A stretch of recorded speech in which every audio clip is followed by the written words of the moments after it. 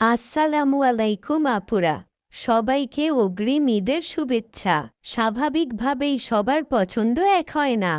কেউ পছন্দ করে লাল টুকটুকে মেহেদি, আবার কেউ পছন্দ করে ন্যাচারাল কালার। আজকের ভিডিওতে আমি শেয়ার করব কিভাবে অর্গানিক মেহেদি অথবা কাভেরি এবং প্রেম দুলহান মেহেদি থেকে গাঢ় রং পাওয়া যায়। ১. প্রথমে আপনাকে নিশ্চিত করতে হবে আপনি যে মেহেদি কোনটা কিনেছেন সেটা একদম অরিজিনাল। ২. মেহেদি দেওয়ার আগে আপনার হাত ভালো করে সাবান দিয়ে ধুয়ে নেবেন। ৩. মেহেদি শুকিয়ে যাওয়ার পর সাথে সাথেই তুলে ফেলবেন না, কারণ শুকিয়ে যাওয়ার পরও এর রং হয়। ৪. প্রায় 10 ঘন্টা কোনো পানি ব্যবহার করবেন না।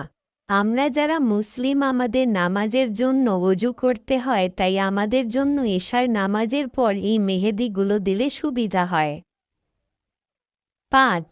মেহেদি শুকিয়ে যাওয়ার পর রং গাঢ় করার জন্য একটি তাওয়ায় লং গরম করে মেহেদিতে তাপ দিতে হবে, তবে হালকা করে। ৬.